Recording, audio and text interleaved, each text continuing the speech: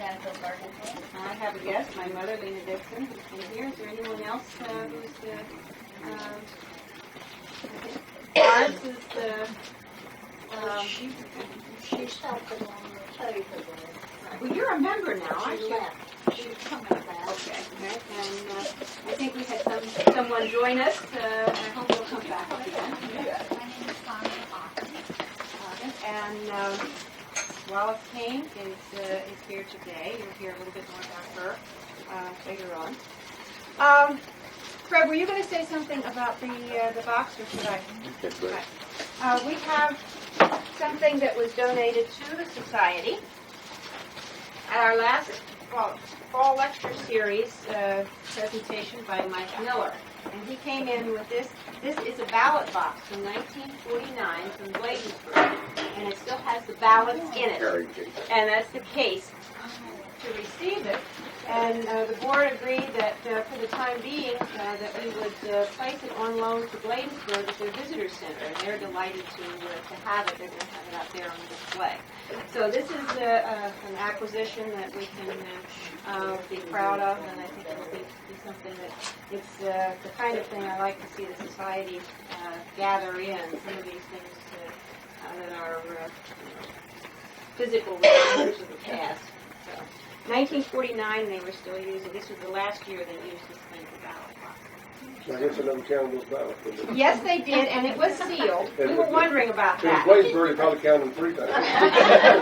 This Only election one was side about of it. slot machines, whether or not you want to legalize slot machines. So, let's see. I can't think of any announcements at the moment. This Thursday evening, we are going to have the last of the fall lecture series here at Marietta. And that will be Christina Pooch, who is interpreting specialist with the History Division, and she's going to be talking about feasts and folklore, holiday celebrations in earlier times. So it'll be a little bit of the celebration, maybe some recipes. It's going to be a very interesting lecture, I think, and that's part of the series that we offer through the community college. If any of you are interested in coming on Thursday, there is a charge, $12 unless you've already signed up for the lecture series. Florence is a registrar, and we've had some very good lectures in the past. We're filming today with our new video camera that we got for the oral history project. Cameraman Dusty Rhodes behind there working on the equipment. And I think right now, unless there are any other announcements, I'll turn the meeting to the Christmas parade. Oh, the Christmas parade, that's right. Thank you for... Very good. All right. I've had so many things going on since the immediate board meeting this morning. December 12th is the Christmas party, and it's going to be at Darnell's Chance this year, since Marietta is closed for restoration, and there are no floors down there, so we can't have the party there unless you'd like to walk on tiptoes between the rafters. If, as usual, you have a particular recipe you'd like to share with us, your specialty, we welcome any of those offerings, and please bring them on something that we could put right out, because we will be down at Darnell's Chance. We won't have the trays and things we have here. So if it's ready to go on the table, it would be appreciated. And if we ever get our cookbook going, I asked you last year, I think, if you would include recipes. And someone asked me how the cookbook is going. Well, we have a very slim cookbook at the moment. If you want to share your recipes with us, we have been collecting them, and eventually we might be able to put something out. The other announcement is on December 5th, there's going to be a meeting at the PRA building over on Kenilworth Avenue, and this will be discussing the Heritage Center. Those of you who remember from the spring meeting, the Heritage Center is an idea that we are promoting in honor of the tricentennial of the founding of the county. This is coming up in 1996, and we were hoping that we would have some sort of lasting monument, a project of some kind that would carry the history of the county. This Heritage Center is that would house the library, it house other organizations, collections, and so we are hoping that we can get it off the ground, perhaps interest the county in getting involved in this as part of it. And it's going to be open to all sorts of organizations to get their input and to hopefully get their backing to have this thing go forward. the Historical Society has taken the lead in this, and we'll see how far we can go with it. Now, have I missed anything? No. Okay. Then I would like to introduce Sarah Bourne, who is the secretary and is also the chairman of the nominating committee. This November meeting is the annual election. Sarah, thank you. Jean, that's why the chair was pushed back there. Because it's dripping. I was waiting to see how long you were going to be there before it It's just right there.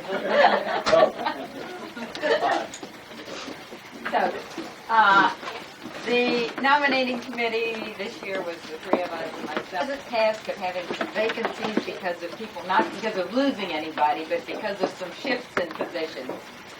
So the slate that was presented in your newsletter, and we will be electing today, are for President, Joyce McDonald, Vice President, John Mitchell, Secretary, Sarah Bourne, Treasurer, Jack Bourne, Historian, Fred DeMarr, and Editor, Lester Sweeting. That constitutes the officers of the society.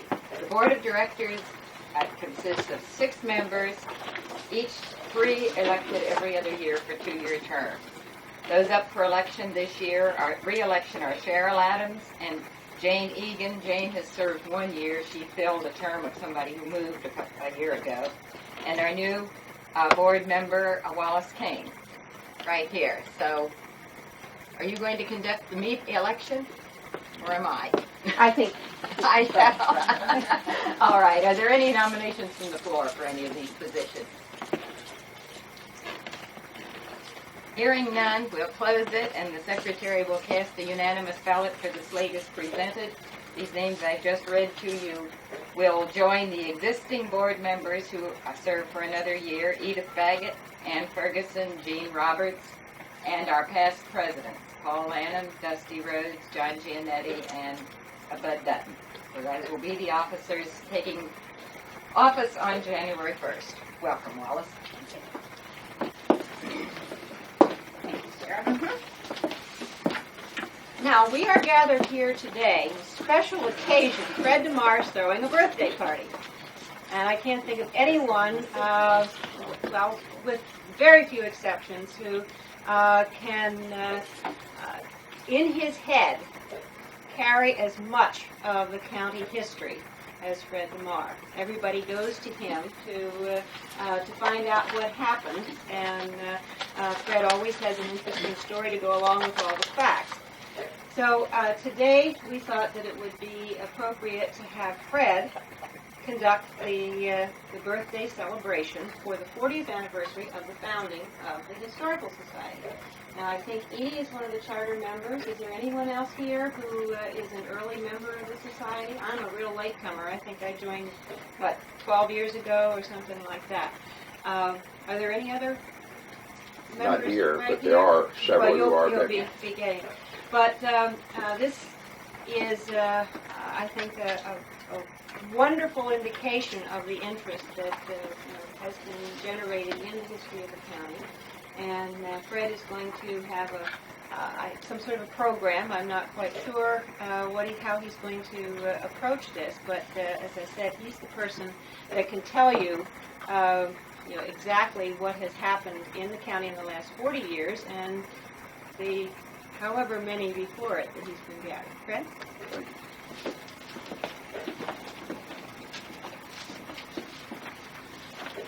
Aside from this ballot box, to digress for just a moment, Joyce handed this to me at a director's meeting we had this morning, and I'd like to share it with you. It was a part of the Robertson collection, which we acquired several items from not too long ago. And, today the very proper business person will reach into his inside coat pocket and take out his notepad or calendar, but inside there's a calculator to, figure out how much he's going to make on this deal. Well, this goes back to an earlier time when people might have actual gold. And so here's a scale you carried around to see how much the weight was on that gold which you were profit putting forward for the purchase. Handy little thing. tell them what you thought it was when you first looked at it? Well, the way it was lying in here, I'll show you, and on the side like this, it looked like an old set of spectacles, with opaque lenses. I thought it was, and she immediately corrected me. I didn't look at it closely. It shows you how interested I was in it at that particular moment.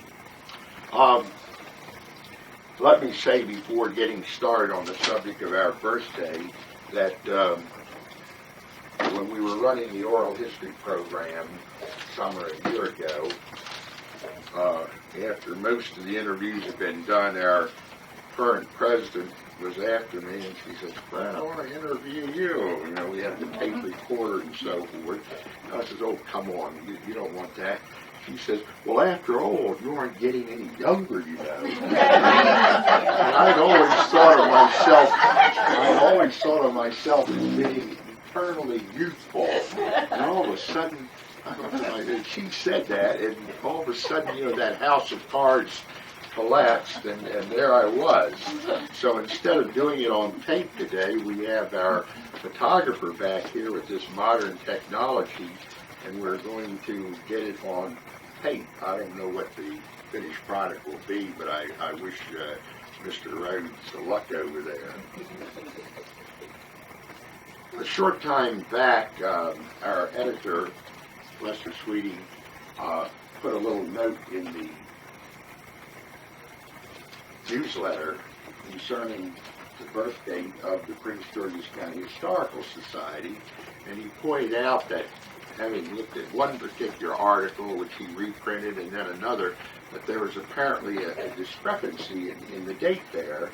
And one of the things that I wanted to do today is to tell you how that discrepancy came about, and actually perhaps it's open to argument as to whether we are actually 40 years old today or whether we're 38 years old at the present time. Maybe we'll have a vote after I present my case to the jury, and then you can come up with the answer on the thing. Actually, what about these things called historical societies? Or what about individuals having an interest, a basic interest in history, their past?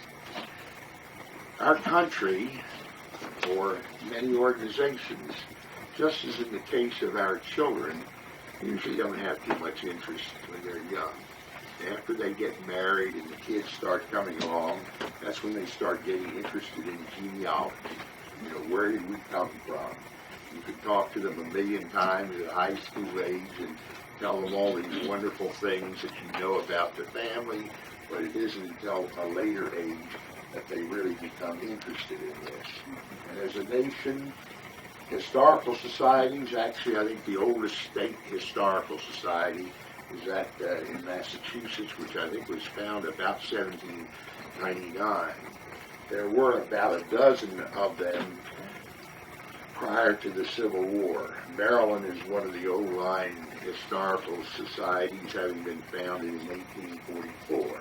And of course, the marvelous thing about getting that started that early in the business is the fact that if you just go out and start collecting material on a contemporary basis, and then you become 100 years old, you have all this wonderful material over that great span of time. And unfortunately, when I speak to people about contributing papers, programs, other types of things to the Historical Society, they usually respond by saying, "Oh, well, I don't really have anything that you'd be interested in." The average John Q. citizen says that they really don't have anything that I would like to have, but most of them are thinking in terms of an Abraham Lincoln letter or a George Washington letter, this type of thing. That really is not that important in the final analysis. The thing that is important is you collect material which reflects the total life of a particular area over a long period of time, and it can deal with a business, it can deal with agriculture, it can deal with any topic, because there are people out there who want to learn about how things happen, why things came about. As you all know, there's that one famous statement which says that something to the effect that the person does not pay attention to history is condemned to repeat it.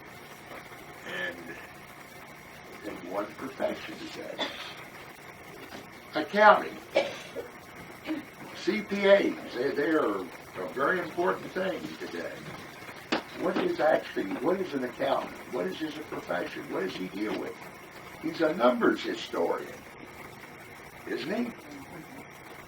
If you're running a business or running your house and you want to see how much money you have left, all you're doing, if you don't write down the numbers, you have a business and you don't have the register tapes and the numbers there, so the accountant can't help you at all. He's actually a numbers historian. So history comes into quite a few areas along the line. All right. As far as the counties are concerned in Maryland, we have one that is over 100 years, the Harford County Historical Society. There are a couple others that got a fairly early start. The bulk of the county historical societies were founded either in the very late 30s, just before World War II, or immediately following World War II in the late 40s and early 50s, as far as within the state of Maryland. Now, as far as Prince George's County is concerned, I have here the first minute book. It says November 54, that's 38 years ago. Minutes of the meeting, 8 p.m., Collard Mansion. Pursuant to notice, Mr. Duckett, temporary chairman, presided and so forth. That was the official kickoff. But let's go back a little further, look at some other documents which appear in the collection here at the Historical Society. Some of you have no doubt seen this before. It was a reprint of an article that appeared in the Maryland Historical Magazine about 1950. It was actually, I believe, commissioned by the Park and Planning Commission. It's on the subject of the Calvert Mansion. And in this, the commission had reprints made, which they distributed there. They were giveaways over there at the mansion for visitors. It gives the history of the construction of the mansion and the Calvert family. And in the front of this, get the right page here.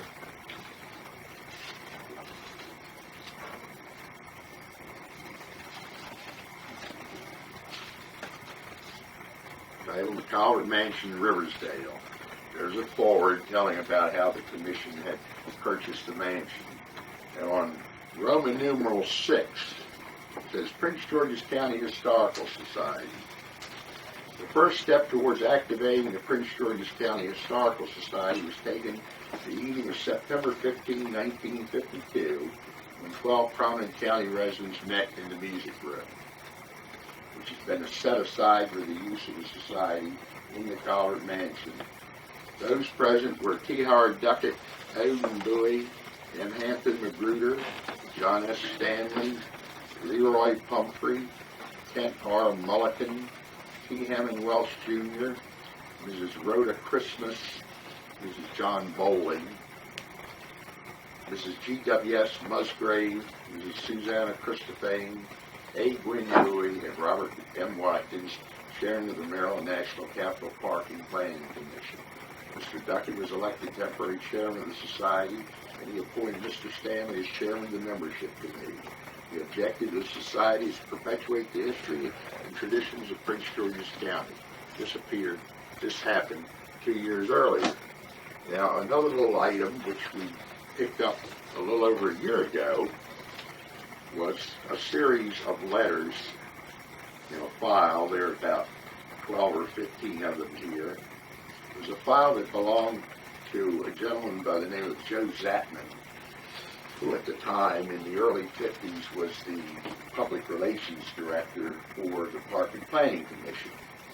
And this actually really tells Joe's files now, PR man at the commission, Joe's files actually tell the story of that early period. And let me go through this. If you're going out here as a researcher in history and you're trying to find the answer, who actually got this thing off the ground, and you didn't have the benefit of that earlier story I read to you, you look in Joe Zachman's file here. The first letter here is addressed to him, and it's from James W. Foster. Jim Foster, who at that time was director of the Maryland Historical Society. And basically he is saying to Joe that he is sending a list of Maryland Historical Society members who live in Prince George's County and hope that this list might prove helpful in recruiting membership for a historical society. Well, your researchers say, well, who is Joe Zachman? Is he the founder of the society? Let's move along to that's May 6, 1952. Let's move along to his answer to that on May 29th, in which he wrote back to Mr. Foster, thanking him for that particular list. And he says in his second paragraph, Mr. Robert M. Watkins, the chairman of our commission, that's the Park and Planning Commission, is anxious to get started as soon as possible on the organization of a Prince George's County chapter of the Maryland Society, and your list will prove of very great value in this endeavor. Now, Do you have the list? yes, Can you read it? I mean, was a lot of people, or? in just a Oh, yeah, okay. I'll give you the list of No question. Oh, all right, okay. So he was saying that Robert M. Watkins, some of you may have known him, Bud Watkins, who lived in College Park. Here you get the idea that Bud was the one who was out there trying to move things along for a historical society. All right, let's move it a step further. On June 11th, a few days later, this is a memorandum to Joe Zachman, who was not in his office at the time, and it was written by Joyce Haynes. Joyce Haynes was secretary to the chairman of the commission. The chairman of the commission was very much of a part-time thing, so Joyce sort of, was a traffic manager around the commission, and actually she served in that particular position from this time up through the late 50s, up into the late 60s, up until the time that Herbert Wells, who was both chairman of the commission and was president of the society, stepped down as president of the society. So this is a memo from Joyce to Joe Zachman saying that Mr. Leland Worthington, who was a old-time resident of College Park, dropped by this morning to see the music room at Joe Zachman's request. Says it will make a fine meeting room, but doesn't think much of it as a place for storing relics, which he incidentally plans to obtain for us. We'll contact Mr. Zachman. At this point you say, well, gee, maybe Lee Worthington is the one who's calling the shots here. But I'll complete that last sentence. We'll contact Mr. Zachman and Mr. Duckett later. We're getting near the root of the whole situation, the organization. All right.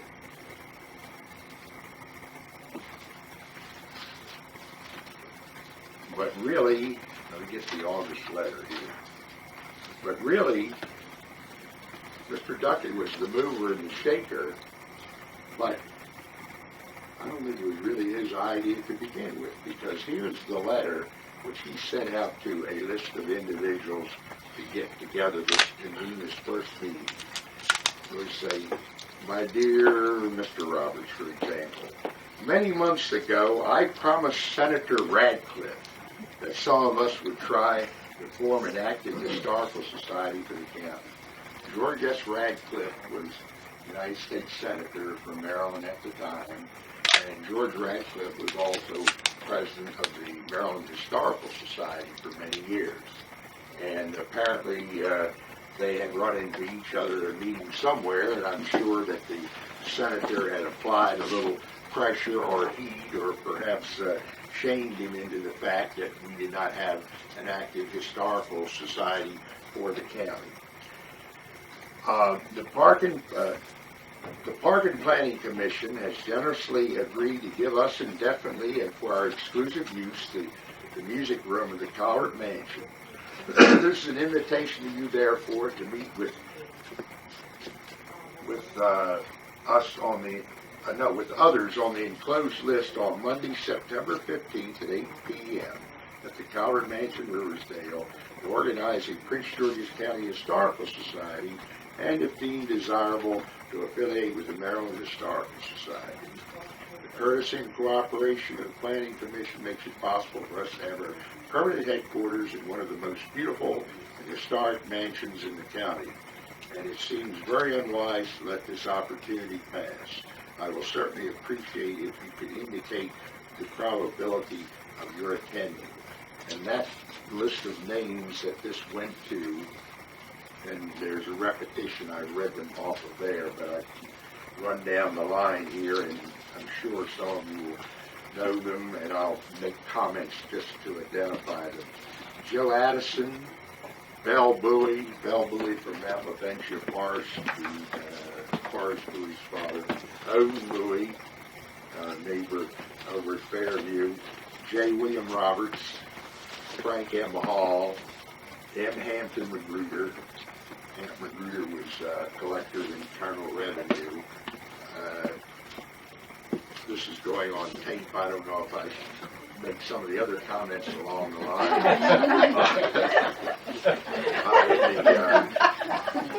Turn it off. I don't think Hamp ever held, he may have served as a state, no, he didn't serve as a state, I was going to say as a state's attorney way back when, but his law office was diagonally across the street, the old Magruder law office there on Main Street in Marlboro.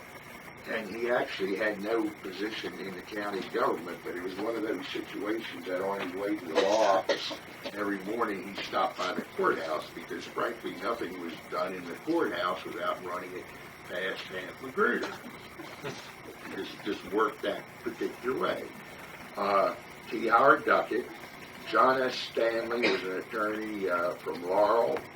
Another Laurel resident, Ogle Marbury. Ogle Marbury was Chief Judge of the Court of Appeals of Maryland at the time. Leroy Pumphrey, Charles C. Marbury from the Marlboro area was Chief Judge of the Circuit at that particular time. Kent Roberts Mulligan, born and raised in this particular area. Lansdale G. Sasson, member of Congress at the time. W. Hallam Tuck, Perrywood, down there by Grove Road, going into St. Barnabas Church. T. Hammond Welch Jr. from Hyattsville. Lowndes Wells from the Bladensburg area. Mrs. Eleanor Calvert Tompkins, now Mrs. Ralph W. Powers. Hal C.B. Claggett. We were down at Hal's a couple of weeks ago, or about a month ago, for our open house. Mrs. Rhoda Christmas, actually Rhoda Christmas Bowling from Bellefields in Prim. S. Marvin Peach, native of the area who was attorney in Hyattsville. Richard Zanzinger of formerly of Woodlawn. Mrs.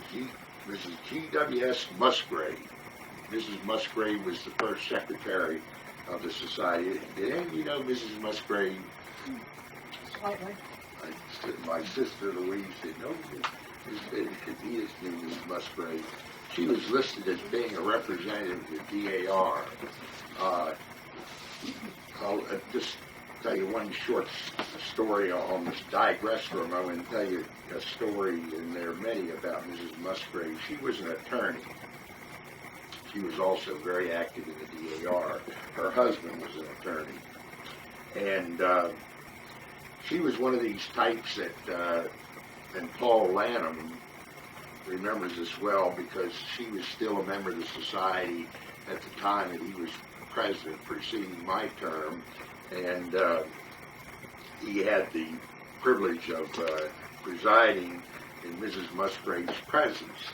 Mrs. Musgrave used to, you see here in the audience, and she used to plant herself right there on the front row, and she would sit there and take note of everything that was being transacted. And if you did not properly cross your T's and dot your I's, as President Mrs. Musgrave would be on you in about 2 seconds. And one of the reasons for this is the fact that she was an honorary, she had been state regent of the DAR, and she was an honorary vice president general of the DAR, and she was also the parliamentarian. So at the annual Congress, Mrs. Musgrave was sitting up there on the platform at Constitution Hall, making sure that everyone ran that show just right along the line. And she was a very lovely person, but still very much, she was a mow them down type. Quite interesting. Whenever people complain about congestion in the area today, and they complain about the traffic driving and so forth, or people complain about having to commute so many hours to Collier County, this or that and so forth, I'm always reminded of Mrs. Musgrave. Neither she nor her husband drove. And they lived in Laurel. They had law office, but the particular area of law in which they specialized necessitated them spending a great deal of time at the courthouse.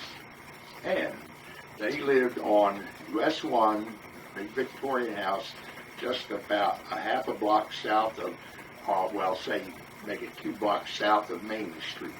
It's all commercial in there now. You had large Victorians all the way down to US 1, the settled part of Laurel.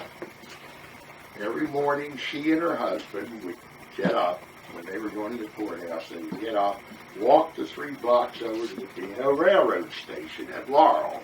They would get on the B&O and ride into Union Station. At Union Station, they would walk over to the Penzie Gate and get on the Baltimore local, come out to Bowie, get off at Bowie, and then catch it left about 7:38 in the morning, catch the Pope's Creek, the 1 train a day, the Pope's Creek train that left from Bowie and go on down, get off at Marlboro there at the station, which is still there, and walk the 3 blocks up the street to the courthouse.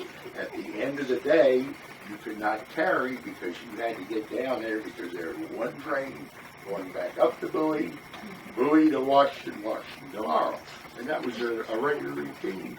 There wasn't a traffic problem in those days. Very nice to me. You suggested if we had trains serving that area going down the Pope's Creek today, and you suggested that to someone from Laurel, they would probably have you committed to St. Elizabeth's for even thinking of it and making that type of trip. But there are millions of stories about Mrs. Musgrave. Mrs. Susanna Christophane was an honorary director, a member of the society, or what have you, was included in this because they did have, at that particular time, it started perhaps just before World War II, a small local group which they referred to as the Bladensburg Historical Society. And Susanna was invited to put them in. And the other 2 individuals who were invited to come to this meeting, A. Gwynn Bowie, who at that time was state's attorney for Prince George's County. Every time I think of A. Gwynn Bowie, I think of a phone call I got just about a year ago. He had been deceased for some time. I got a phone call some time ago from secretary, the PR person, spokesperson in the state's attorney's office. And they said, we're having this little meeting and what have you, and we wanted to get some pictures. We wanted to see whether you had in your files. They wanted a picture of the first state's attorney, and that office was actually created as such back in the early 1850s. And I said, well, no, I don't have that. And then they wanted one of Art or Marshall, and I said, well, gee, Art practices law down the street. I don't think I have one that I could get my hands on right away. I mean, why don't you just give Art a call, and I'm sure that you can come up with a picture. Surely he's had it on enough campaign posters in the past. But then the thing which really threw me, he said that they would like to have a picture of the first woman state's attorney from Prince George's County. And I thought for a moment, and I said, I know just exactly what you're saying. So I asked them very innocently, who are you talking about? They thought that Gwen Bowie was a lady. And, you know, we aren't going back 100 years. We're going back 25 years or less. But Gwynn, a family name. He was actually, they asked for Gwen Bowie. I said, Andrew Gwen Bowie was not a lady, and that's right at that particular time. But that was the particular list, and of that particular group, I read the dozen names who were able to make that meeting at that time. I hasten to add that those who were invited did not evidence any disinterest on their part, but it was just a matter of getting another meeting on a Monday evening and perhaps not being able to work it into your schedule. So there we have in his file the minutes where it says 11 Prince George's County residents met at 8:30 p.m. September 15th at the Calvert Mansion. Lists the names. Acting as temporary secretary was Joe Zachman. Robert Watkins was also on hand, and so forth. Temporary chairman, and the usual bit to get the operation going. It said it was agreed that the membership committee would pass on the first 100 members, after which the next meeting of the group will be held. So this is how things sort of got underway at that particular time. During 1953, very little seemed to happen. At least there was very little in Mr. Zachman's file. And then on December 5th of 52,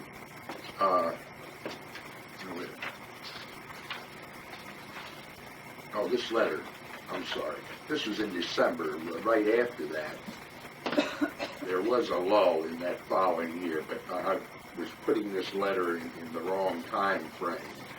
This is a letter that went from Mr. Duckett just a couple months later, December 5th. They met in the middle of September. It says, Dear Sir or Madam, I am distressed about our indifference in completing the organization of the Prince George's County Historical Society.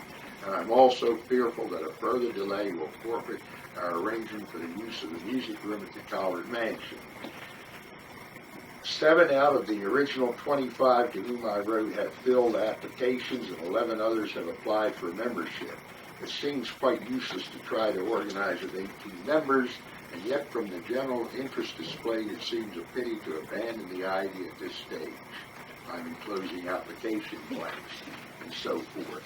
In the Maryland Historical Society newsletter, the quarterly, which you still, those of you who are members still get, in the month of November, there was a small squib in there telling about the organization of the society.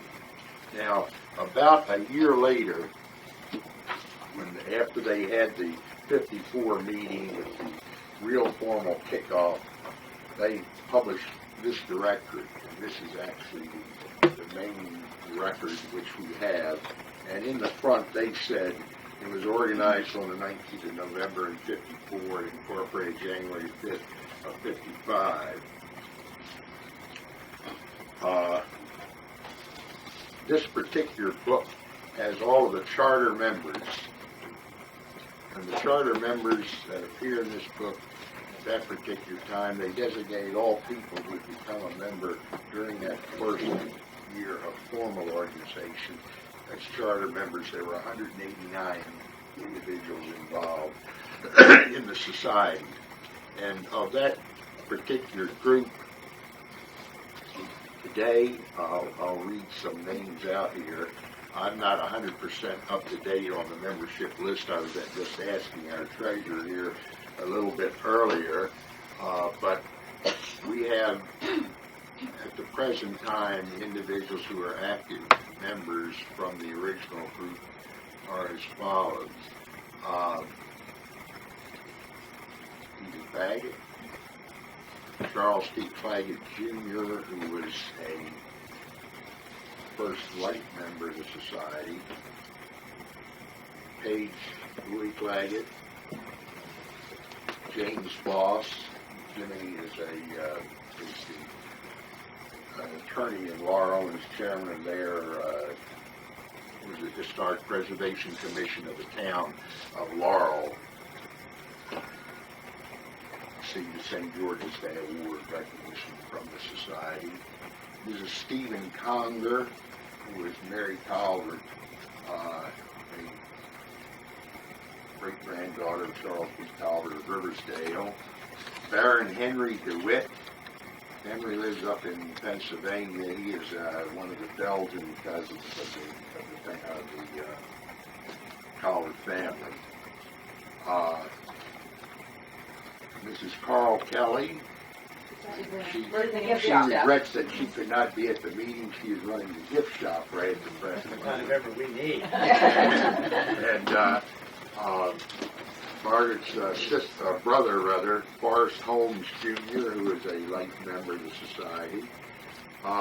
Is Bernie and Emily Neese, they're still active. Oh, yeah. Bernie Neese from over in College Heights. Judge Ralph Powers, living in Annapolis now. Of course, his present wife, Eleanor Calvert Powers. And Mrs. David Ray, who is another great-granddaughter of Charles B. Calvert of Riversdale. So actually there are 12 that I'm sure of who are still active with us 40 years later. Also added to this, of course, are Susanna Christophane and Bowie, both of whom are honorary members of the society today, but have been out to some of the meetings. I might say this, that in going from just a small handful and getting a little larger, I mention just a couple names of some of the players in this particular process. How many of you remember Cornelia Bowie? Do you remember Cornelia? Does anybody else remember Cornelia Bowie?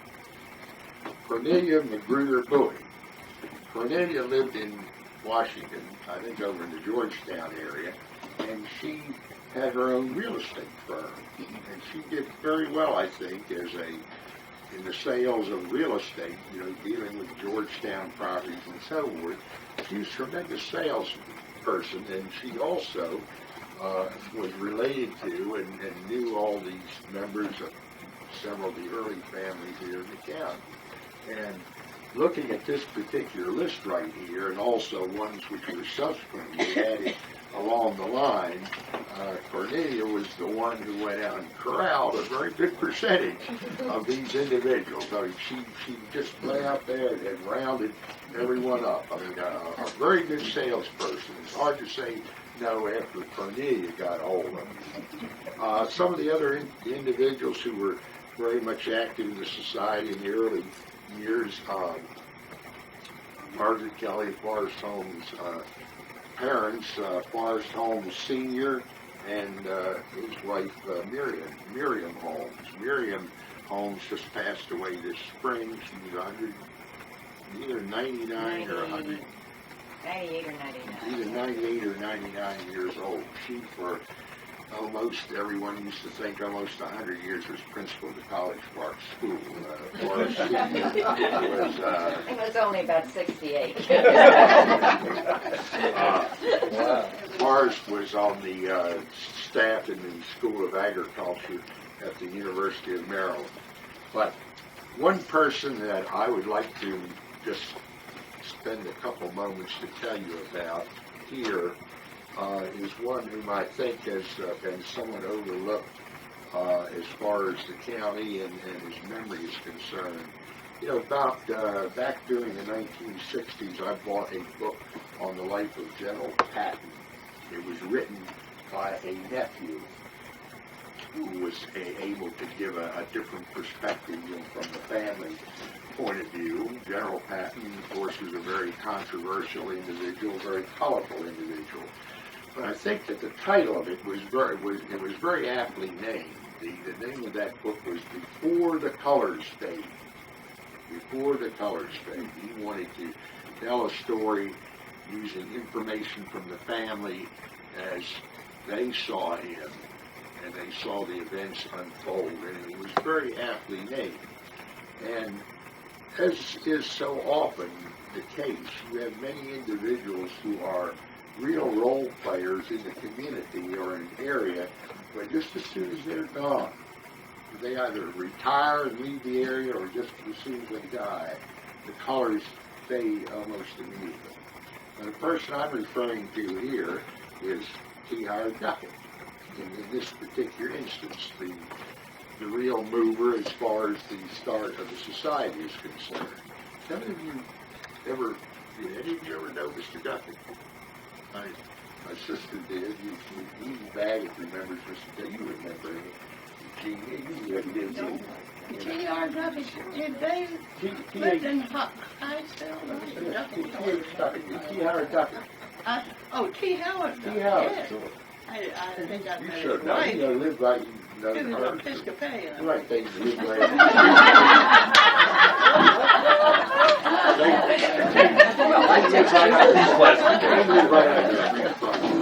My nephew did her ironing when he was about 8 years old. Went around looking for jobs and she let him iron.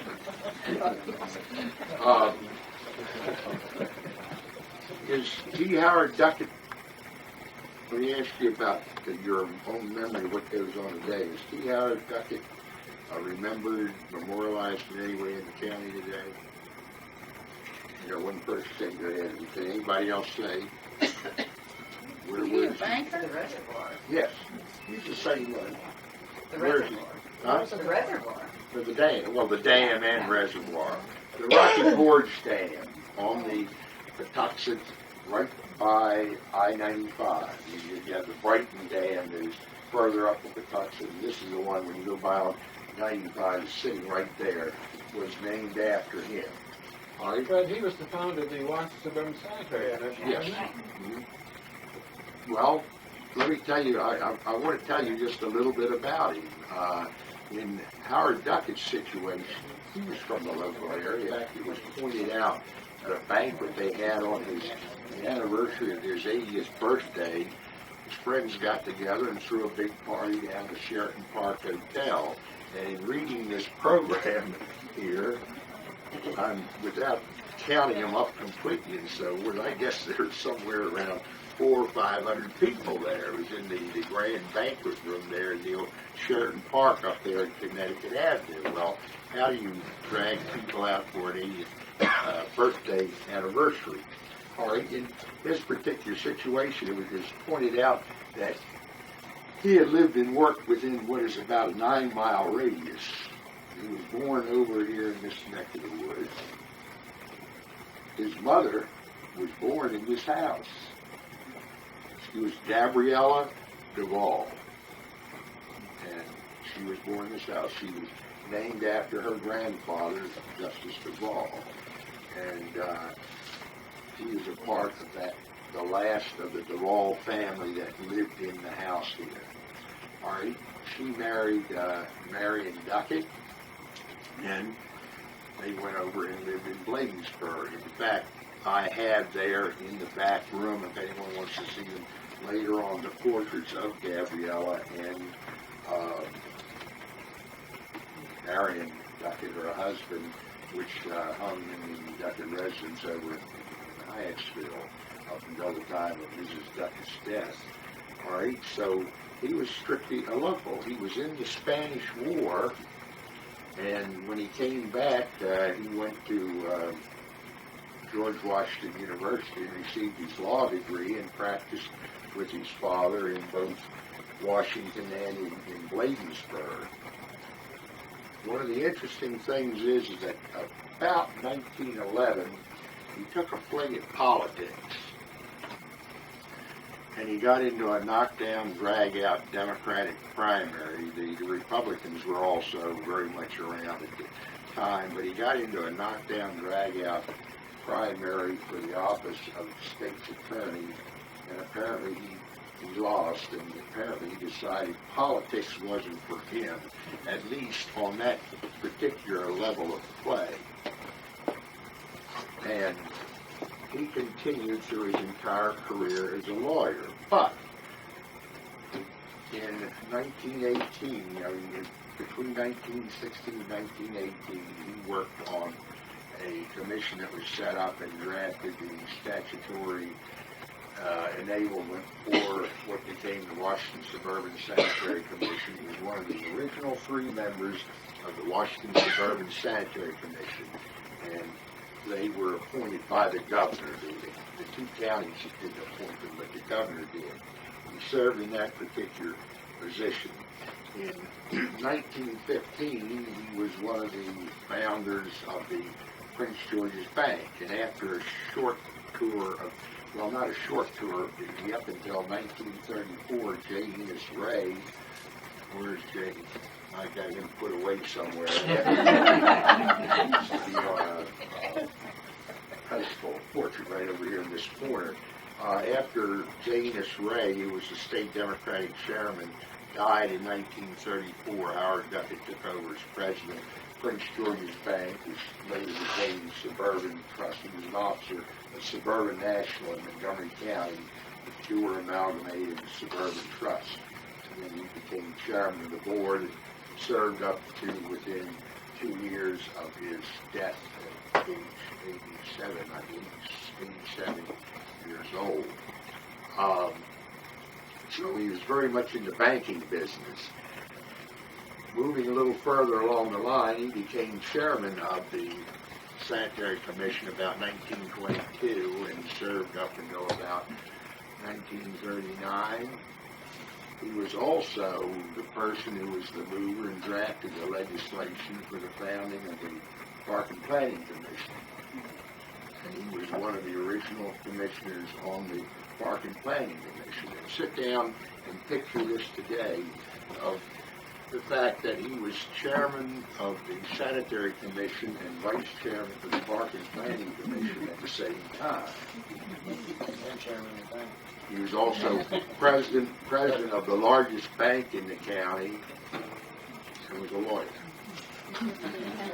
Howard Duckett had no reason to go out and run for state's attorney or anything else along the line, because actually the source of power, moving, getting things done in the county and so forth were, when people ran for office and so forth, they always consulted Mr. Duckett. Mr. Duckett did not consult them.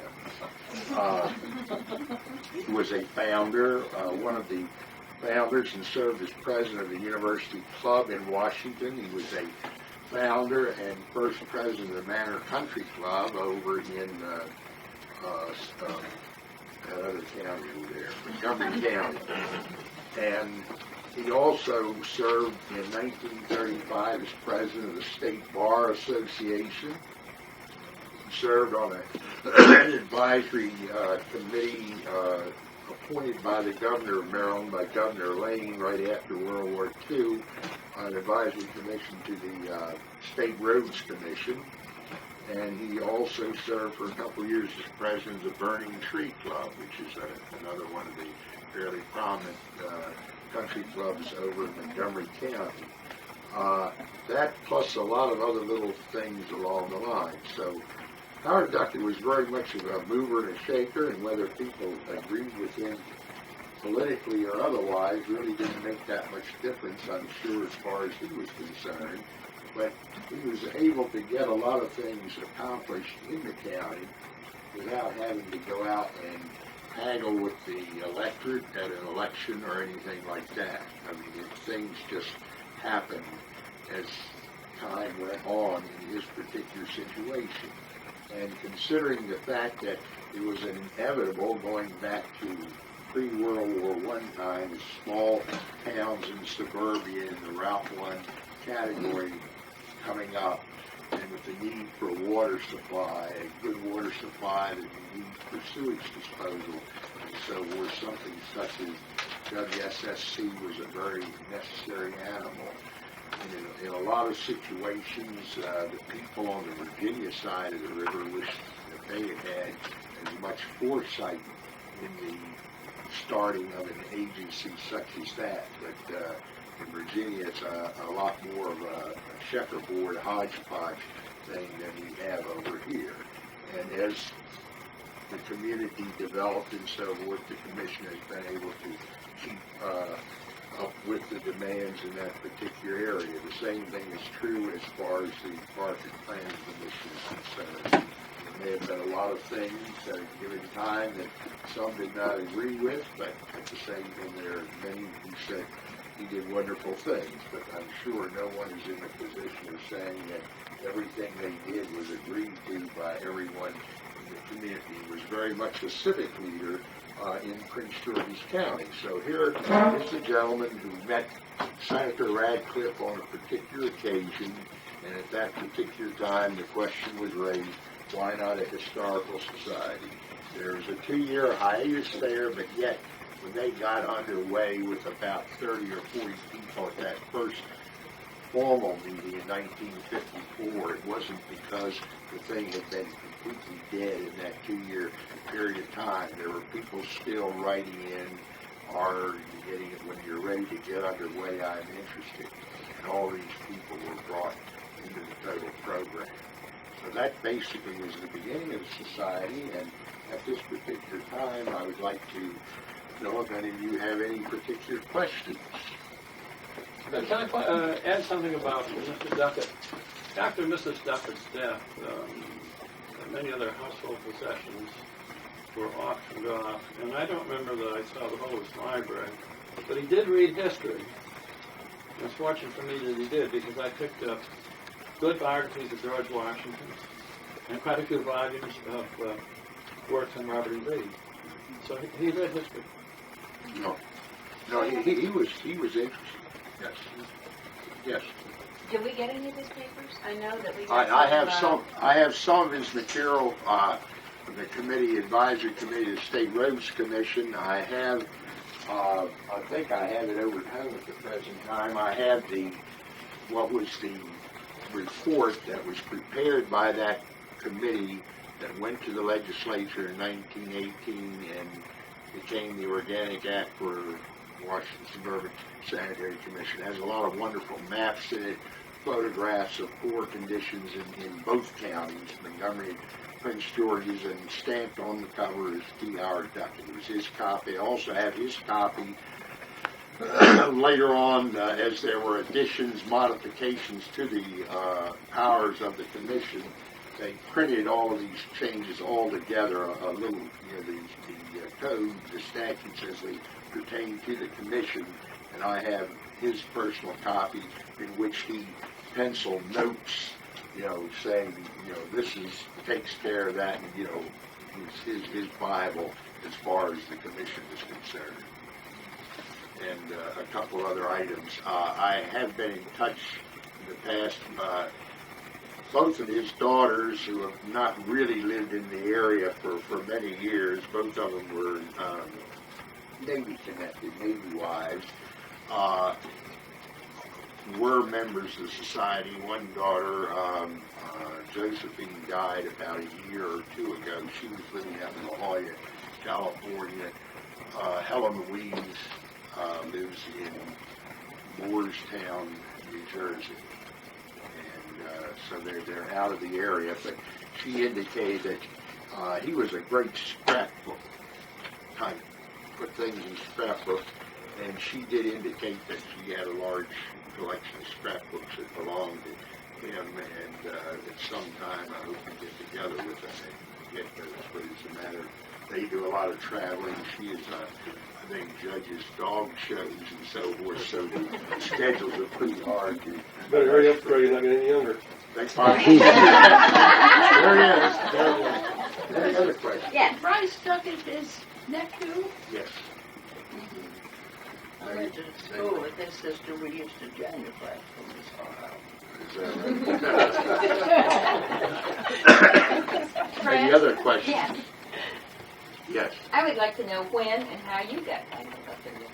Big pardon? I'd like to know when and how you got involved in this. I was, when the 1954 meeting was held, I had been associated with us in any way. I was overseas teaching for the University of Maryland. In fact, I was in either Greenland or Labrador at the time. And when I came back in February 1956, I believe that fall, I went to a couple meetings of the society. The meetings were normally held in the evening during the week, and I must say this, there was much to keep interest. I mean, at that particular time, there was much too much of this bit of going to a meeting and spending an hour or two deciding whether to spend a nickel on a postage stamp. I mean, that's what you're paying the directors for, right, Jim? And let them worry about that. Give them a program, tell them what you're really doing and what you would like to do and how you'd like to have them involved in the program.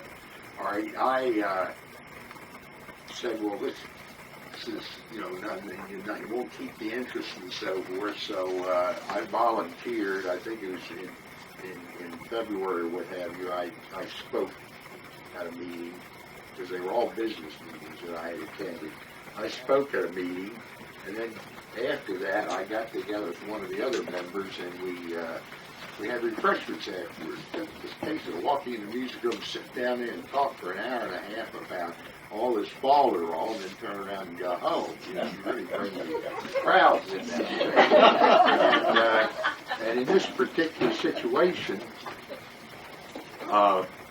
we got some refreshments, and everyone stayed around and chatted. They had a wonderful time. And but there was only one problem. The next meeting, Gene's dad appointed me chairman of the program committee.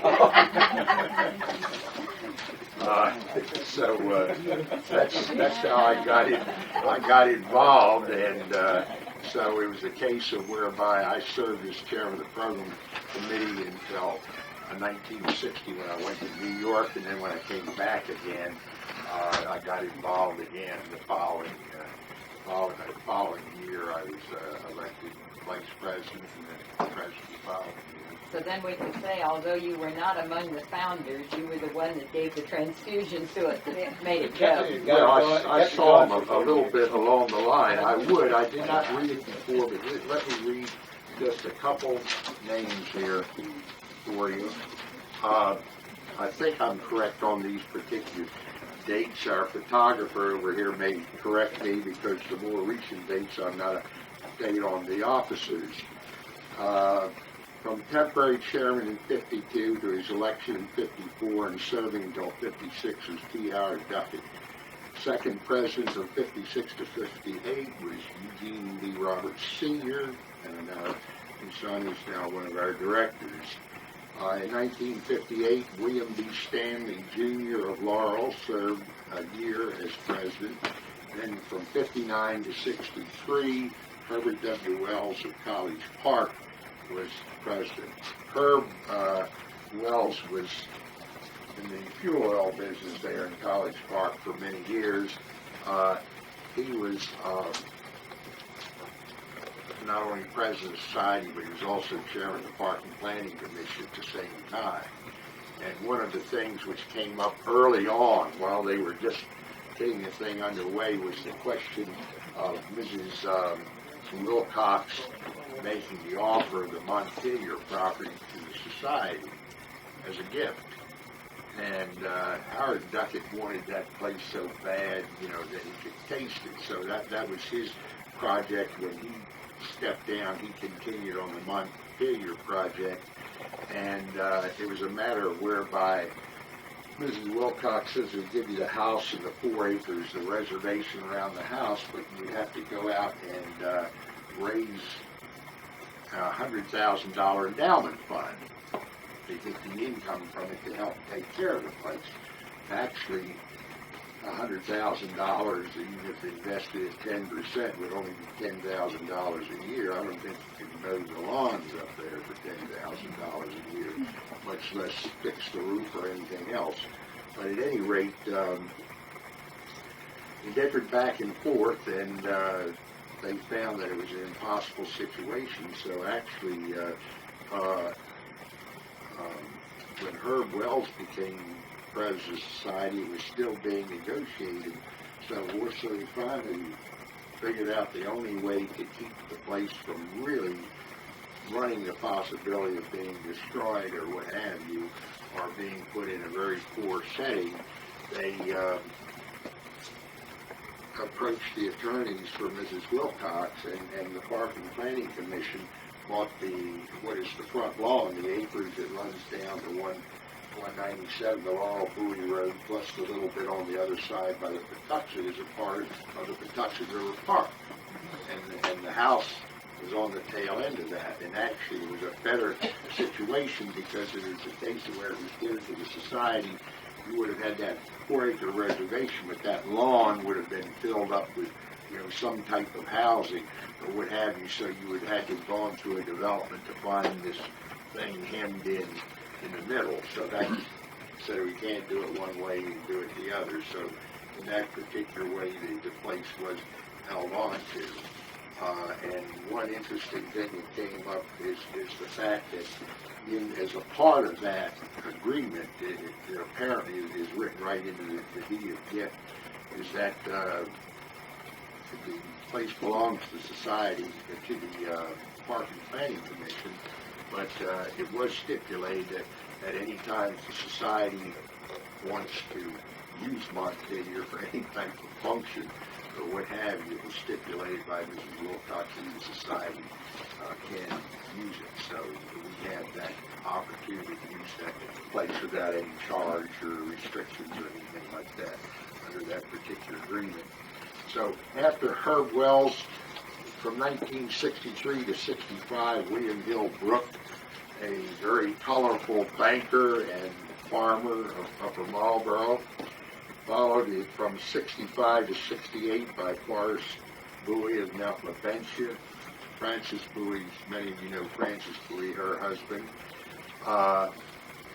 68 to 70, James C. Wilfong Jr., many of you remember Jim and his articles he used to write in the weekly papers on historic spots that he photographed.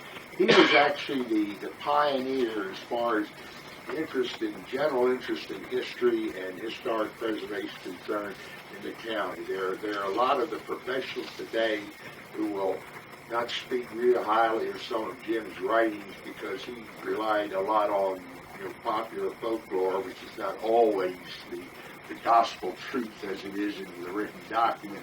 But he went out. Everyone likes to get a hold of his photographs because he recorded it before a lot of it was gone. And that was his real contribution. In fact, these volumes up here, plus 2 more, are scrapbooks of those clippings of Jim Wilfong. Following Jim, from 70 to 72, Paul Lamb of Lamb. Paul was here last week at a director's meeting. He wasn't able to make it today.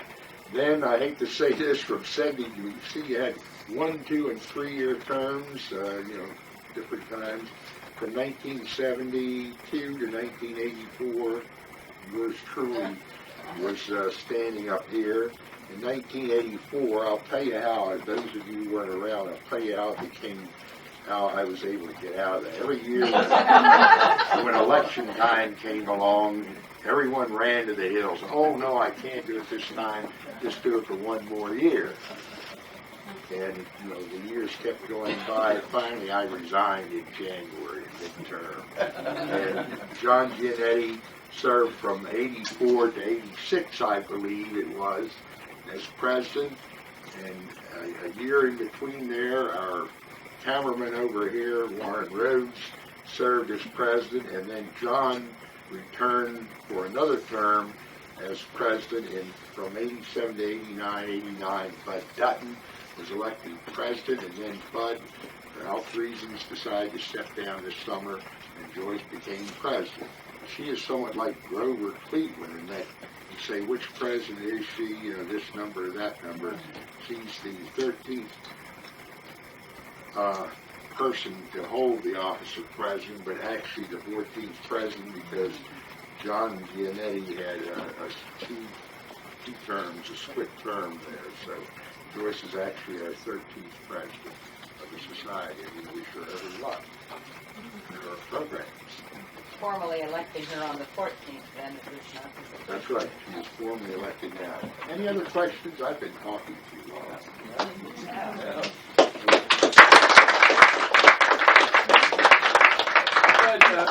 Great. Yeah, I've long been interested in how people traveled from the Washington area north after the Revolution, and I always assumed that Route 1 was the route. But I read in the Suzanne Steer Talbot's letters that Route 1 was built in the 20s. I guess which was the time of national improvement. So they called it. Say the 1920s? No, the 1820s. Now, was there something comparable to Route 1 before Route 1 was formally...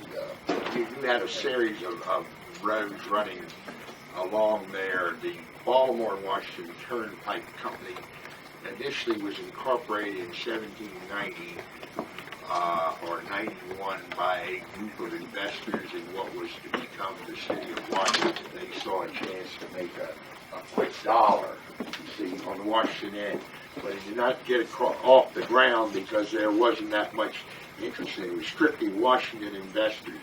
In 1811, it was reincorporated by the state of Maryland.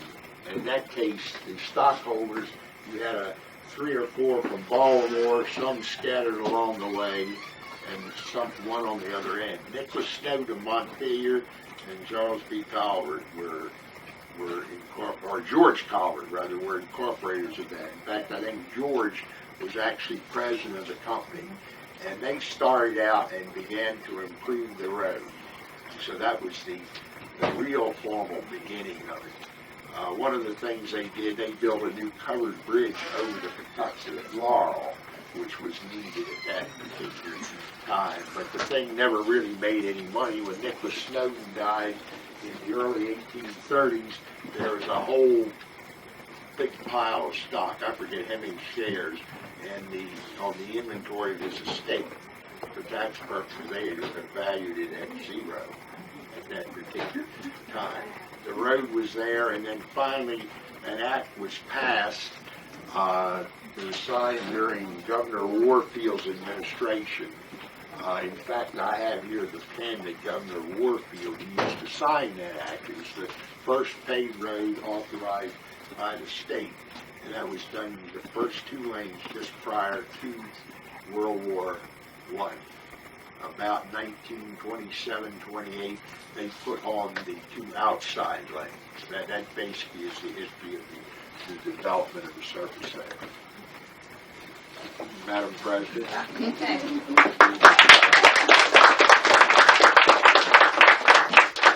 that is just typical. You ask him a question, and off the top of his head, he can give you a complete rundown on all the facts and figures. It's just a marvelous thing. And I did not say you weren't getting any older. I said you could step off a curb, I believe, and get hit. But it is true that you carry so much in your head, and you are the repository of the stories from all of these people who have gone before, and that's also a very important part of it. I think we all appreciate, the stories. It's a most enjoyable presentation. And does that clear things up, Lester, for you as to when? I still don't know what name we're supposed to be using, but that's all right. This was a challenge for those of you who forget for the newsletter as to just exactly which date it is. But however it is, we do have a birthday cake. And we would like all of you to join us for a birthday, whether it's the 38th or the 40th. And we have refreshments. And then the gift shop is open now. We're located in the law office. Rita C. Miller has been agreeable to keep things running. And so on your way out, if you'd like to stop by and see what we've got out there, we're going to be open Saturday and Sunday.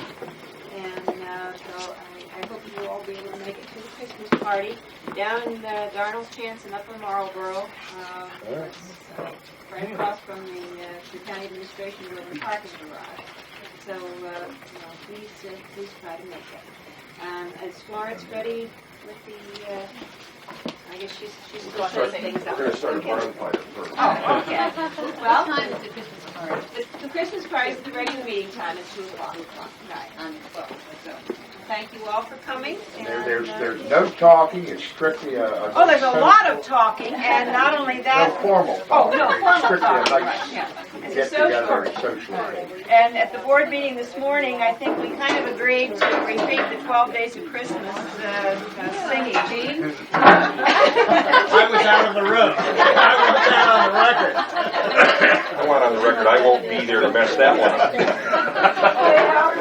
And you can lead it next year, We Beth. can have our party. Thank you all for coming. You'll hold on a minute, we'll get Fred to blow the candles out. Slide these over the wall. You can leave your coat on there.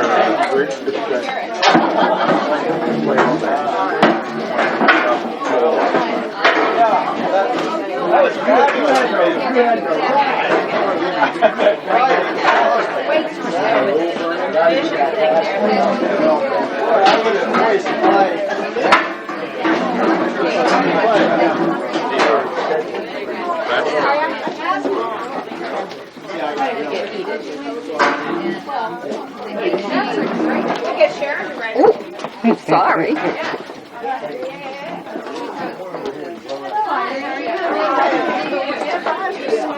Joe, No, you. the two of you blow. That's 20 apiece. A little fast. If I didn't know Sarah better, I would have sworn she had some of those non-blowable I'm sorry, Sarah, we were talking. Yes, you Happy blew. birthday anyway. You blow it. You blow it while we sing happy birthday while we do this if you want to. Shall we sing happy birthday? Does anybody want, I don't know if they can breathe with me. We're trying. And also descending. Happy birthday to you. Happy birthday to you. Happy birthday, dear Stork the Sighting. Happy birthday to you. Turn on the air conditioner. No, Dusty's filming it. You start, Edith. Oh, yeah.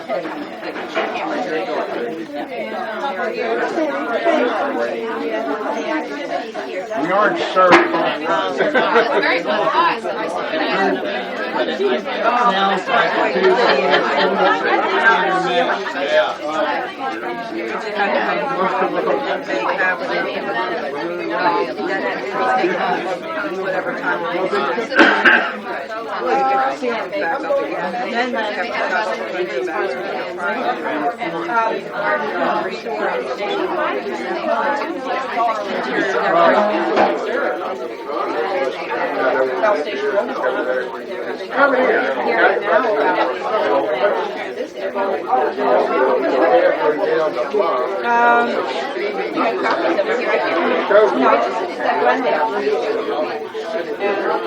Portions of it we are probably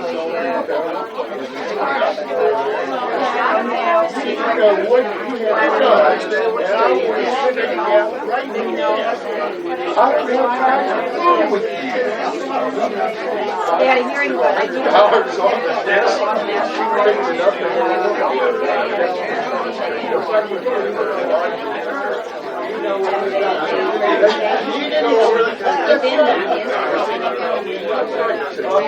You can find out more about that by contacting and you'd be going the opposite direction. Just head out 193 right out there. There's a sign that says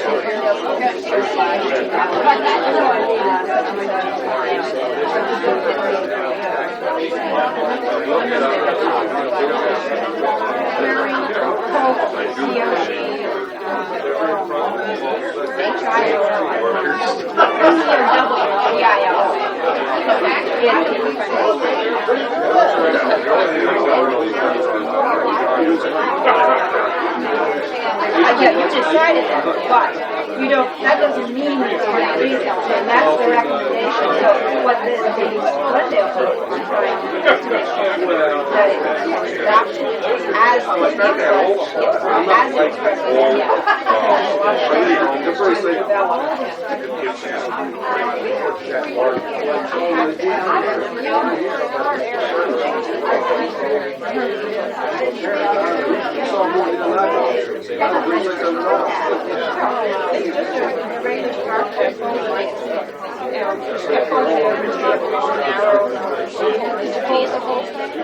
and then just tied it around and not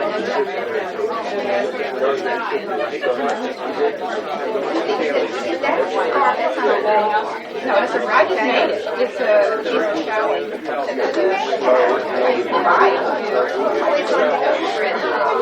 I just tried it. It's a regular try it. No, you don't come in. No, it's all good.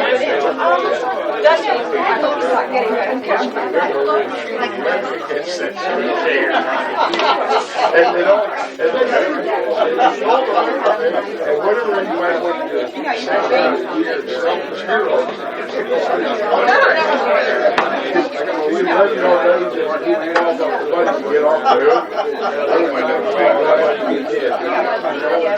Scar, kind of fills in the neck. But anyway, we're copies of Claire Dusty does. She caught me with a cookie in my hand.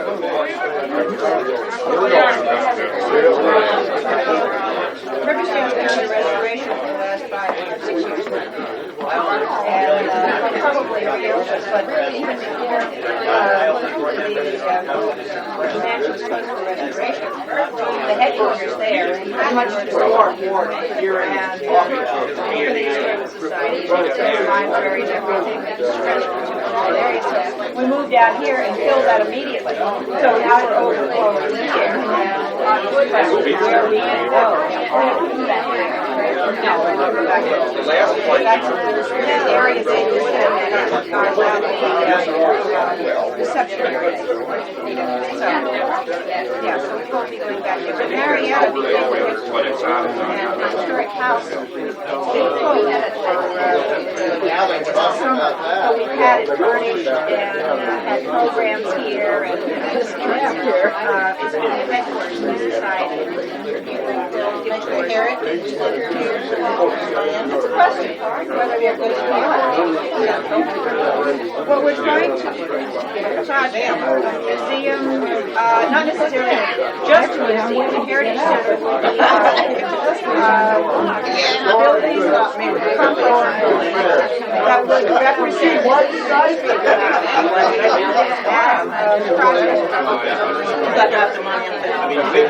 But if you're going to do anything, and there will be something.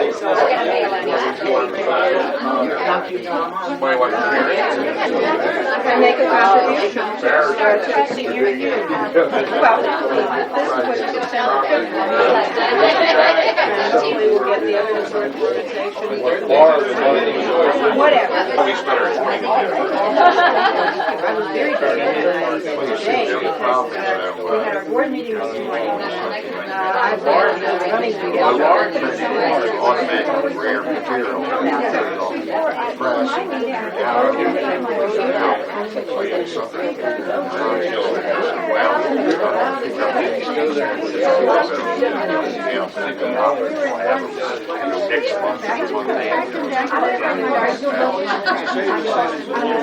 Did you get a copy of the newsletter? Yes, I did. Can I take an extra one? Sure. Yeah, that's what we have here for. There's two.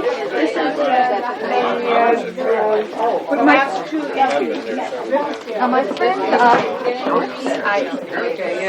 partnership with her house. So this is it. Oh, good. So thank you so much. You come back. I will.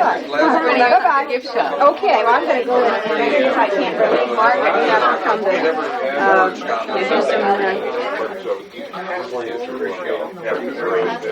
that film off. I must admit, they're liberal. And two sons, so that eight sons, had their dinner, invited in neighbors, had covered dish dinner, played games.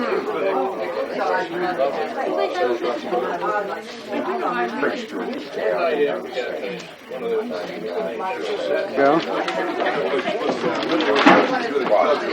Anyhow.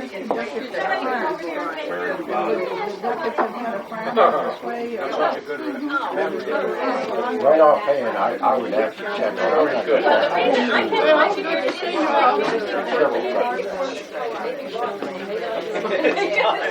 You came dressed for work.